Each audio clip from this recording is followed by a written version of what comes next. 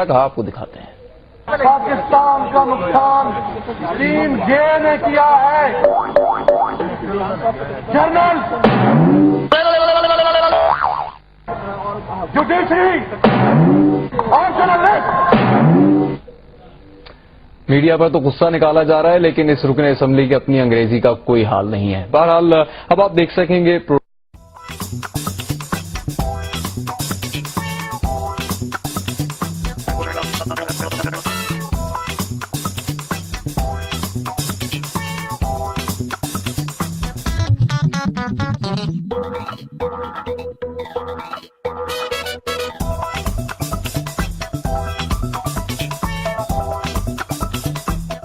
Our next speaker became world famous as a cricketer.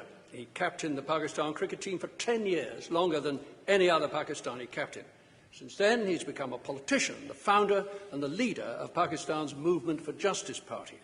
Accused of being pro-Taliban for speaking out against the military operation in Pakistan, he's denied that charge. But he has insisted that Pakistan will never contain extremism while American troops remain across the border in Afghanistan. Hatred of America, he said, is much more than of the Taliban. Ladies and gentlemen, Imran Khan. Thank you.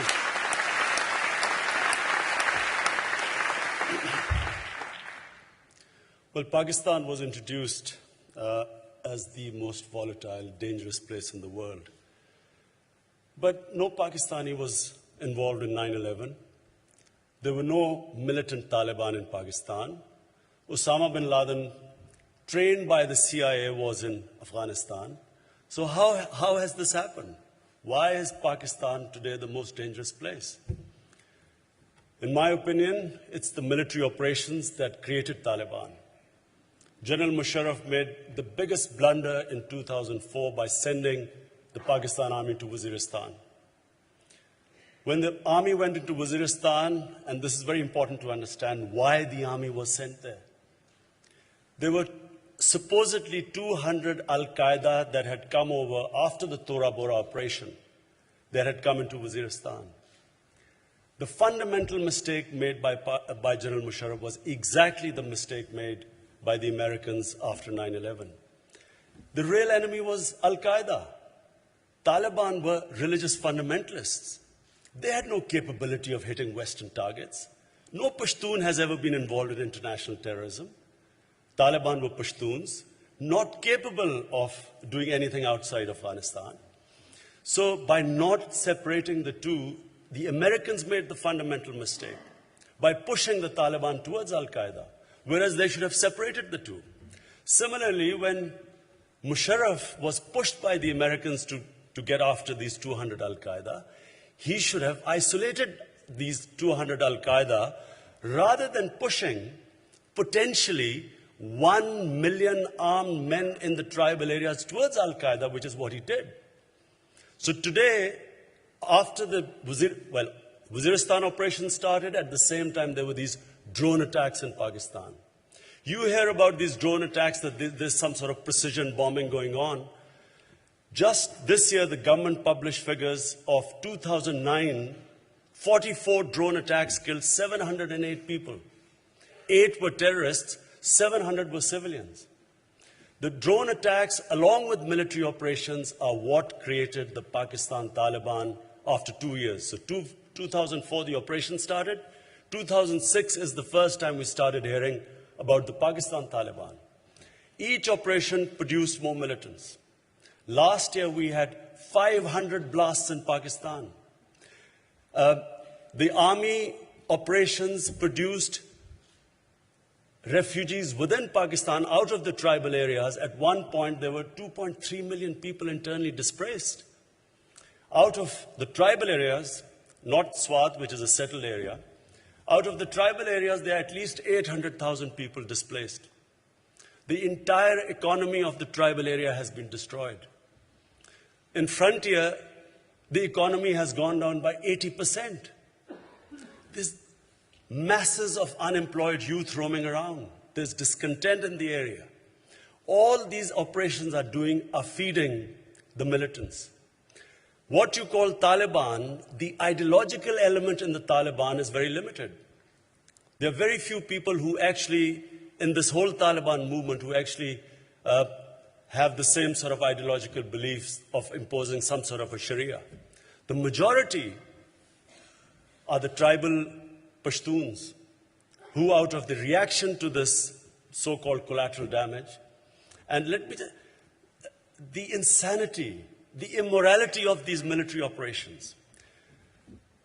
The artillery guns firing from 30 to 20 kilometers away, firing into villages, F-16s, helicopter gunships. No concern about the number of women and children getting killed. Pakistan government hides these casualties because they're scared of public backlash. And all it is doing is is radicalizing our society. The youth, educated youth in Pakistan is getting radicalized. And the longer this insanity continues, the worse the situation is going to get. Exactly the same trend we saw in Afghanistan. 10% of Afghanistan was under Taliban in 2002. Today, 70% of Afghanistan is the Taliban-controlled rural areas. And exactly aerial bombardment produced militancy. So, in my opinion, there has to be a change of strategy. If Einstein defined madness as doing the same thing over and over again and expecting a different result, this is madness. All they're doing is that they're producing militants in Pakistan. And what no one is talking about, Sir Richard spoke about the Pakistan army, but how long is the army going to keep bombing its own people? And how long is this going to go on? And why will there not be a reaction within the army? 3 times there have been, once there was a coup against an assassination attempt against Musharraf. Once there was an attack within the GHQ, and then there was another attack near the GHQ in which a lot of Pakistani generals died. All 3 were inside jobs from the low ranks. And the longer these operations continue, I'm afraid there's going to be no end to this militancy. From the Western point of view, people here must understand that your danger is not, the streets of Britain are not going to be safe because there this action going on against the Taliban in Pakistan and Afghanistan. The danger is the radicalization of Muslim youth in the Western countries. The more you have the slaughtering that is going on, you don't know the true figures that are, the Afghan government hides the true figure of collateral damage, and so does the Pakistan government. We have 2 puppets. One is Karzai and one is Zardari sitting in Pakistan. And our government, the more the Americans say do more, all Zardari asks is give me more dollars. And in my opinion, it's a matter of time. In the next 6 months, I think you will see that there's going to be a massive change in Pakistan. The positive thing that is happening in Pakistan is for the first time, we have an independent Supreme Court. Not because of the largesse of any government or the establishment, but because of the people of Pakistan rallying behind the Chief Justice. Twice he was kicked out, and twice the people powers got him reinstated. So we have an independent judiciary. We have probably one of the most vibrant medias anywhere in the world. We have anchors on television that are opinion makers now. We have every issue discussed in Pakistan. And the hope comes from the independent media, the independent justice system, and a very politically aware public. The youth, for the first time, has been politicized in Pakistan. So the hope lies in the coming months. I expect a midterm elections, because there's a clash going to take place between the Supreme Court and Zardari-led government. The Supreme Court has opened up corruption cases against Asif Zardari, known as Mr. 10%. And because of that, the government trying to block the corruption cases we expect that there will only be one winner, and that's the Supreme Court, because the people are standing behind the Supreme Court. So the hope in Pakistan lies in having a genuinely democratic government, a credible government which is sovereign, which then can talk to the Taliban and separate the real ideologues, the real terrorists, from our own tribal people. And in separating the two, we hope that there will eventually be peace, and helping the Americans in getting some sort of a government of consensus in Afghanistan, which is the best solution right now. Thank you.